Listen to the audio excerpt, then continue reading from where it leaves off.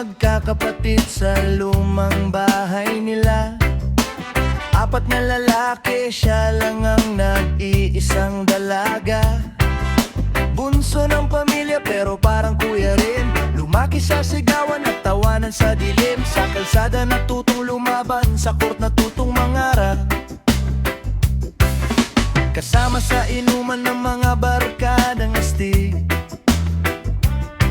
Sa gulo siya'y di umaatras kahit sandali. Sabi nila, iba ka na, pero ngiti lang ang sagot niya. Masaya na siya sa mundong pinili niya. Sa lakad at estilo ng mga kuya niya. Pero minsan sa tahimik na gabi,